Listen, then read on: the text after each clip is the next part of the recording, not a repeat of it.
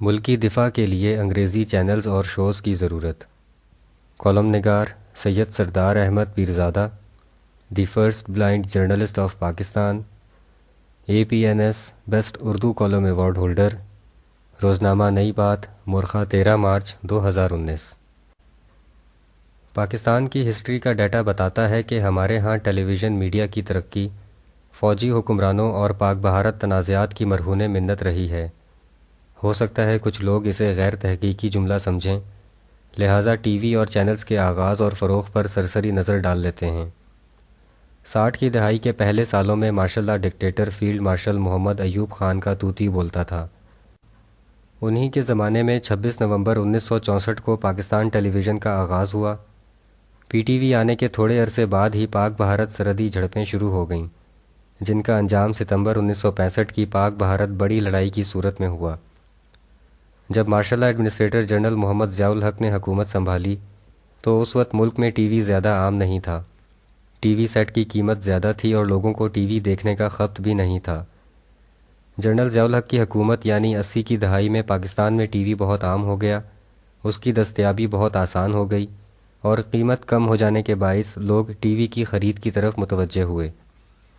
گویا جنرل ضیاء الحق کے مارشل اللہ کے دوران ٹی وی ہر امیر اور غریب کے گھر میں آ چکا تھا۔ اس دوران ٹی وی پر ایسے سحر انگیز ڈرامے ٹیلی کاسٹ کیے گئے جن کو دیکھنے کے لیے پورے شہر کام کاج چھوڑ بیٹھتے۔ مثال کے طور پر PTV کے شہرۂ آفاق ڈرامے وارث کی نشریات کے دوران بھارت کے وہ شہر جہاں PTV کی نشریات جاتی تھیں مکمل سناٹے میں ڈوب جاتے اور سڑکوں پر آمد و رفت میں کمی کرفیو کی طرح کی ہوتی۔ جنرل ضیاء الحق کے دور میں PTV کے خبرنامے کا بڑا حصہ بھارت کے خلاف اور مقبوضہ کشمیر میں تحریک آزادی کی خبروں پر مشتمل ہوتا۔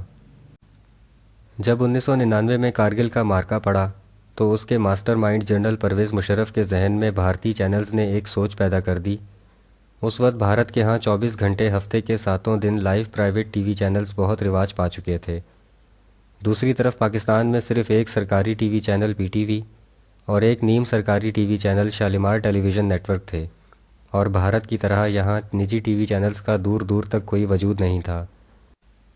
کارگل کی لڑائی پر بھارتی چینلز نے اپنے موقف کو جس طرح بڑھا چڑھا کر بیان کیا، اس سے جنرل پرویز مشرف نے سبق سیکھا۔ جب جنرل پرویز مشرف اکتوبر 1999 کے بعد برسر اقتدار آئے اور ان کی سربراہی میں پاکستان میں چوتھا مارشل لا لگ گیا تو انہوں نے بھارتی چینلز سے سیکھے جانے والے سبق پر عمل درآمد کرنے کا فیصلہ کیا۔ جنرل پرویز مشرف نے پاکستان میں نجی چینلز کو عام کرنے کے لیے بے شمار لائسنس جاری کیے۔ اس کے علاوہ FM ریڈیو کے تصور کو بھی بہت فروغ دیا گیا۔ یوں ان کے دور میں پاکستان الیکٹرانک میڈیا ایک جدید اور نئے دور میں داخل ہو گیا جو مکمل طور پر لائیو ٹیلی کاسٹ پر مبنی تھا۔ پاکستان میں ٹیلی ویژن اور الیکٹرانک میڈیا کے آغاز اور ترقی کے حوالے سے مندرجہ بالا حقائق جاننے کے بعد یہ تجزیہ کیا جا سکتا ہے کہ فوجی حکمرانوں نے پاکستان کے لوگوں کی رائے عامہ کو اپنے موقف کے حق میں رکھنے کے لیے ٹیلی ویژن چینلز کو ایک ذریعہ بنانے کی کوشش کی۔ اس کا انسائٹ تجزیہ یہ بھی کیا جا سکتا ہے کہ فیلڈ مارشل محمد ایوب خان، جنرل محمد ضیاء الحق اور جنرل پرویز مشرف کو امریکہ کی حمایت حاصل تھی، کیونکہ فیلڈ مارشل محمد ایوب خان نے کولڈ وار، جنرل محمد ضیاء الحق نے افغان وار اور جنرل پرویز مشرف نے 9/11 کے بعد کی افغان جنگ میں امریکہ کے ساتھ بھرپور تعاون کیا۔ ان اقدامات کے لیے لوگوں کے ذہنوں کو اپنے ساتھ رکھنے کے لیے ٹیلی ویژن چینلز اور الیکٹرانک میڈیا کو فروغ دینا اور ان کا بھرپور استعمال کرنا ضروری تھا۔ گویا پاکستان میں ٹیلی ویژن اور چینلز کی ترقی اس وقت امریکی مفاد میں بھی تھی، چونکہ اس وقت کے پالیسی سازوں کا ہدف ٹیلی ویژن اور چینلز کے ذریعے مقامی آبادی کو متاثر کرنا تھا۔ اس لیے لاتعداد میڈیا ہاؤسز کے 24/7 پروگرام اردو اور پاکستانی زبانوں میں ہی شروع کیے گئے۔ یہ سلسلہ اب تک جاری ہے۔